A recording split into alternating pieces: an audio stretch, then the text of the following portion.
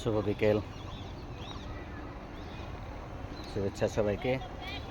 So guys, finally চলে এলাম আজকে কুচবিহার রাজবাড়ি। চোখের সামনেই দেখতে পাচ্ছেন, হচ্ছে আমাদের একটি সুন্দর মনোরম প্রাণবন্ত জায়গা। সেটা হচ্ছে কুচবিহার রাজবাড়ি। এই যে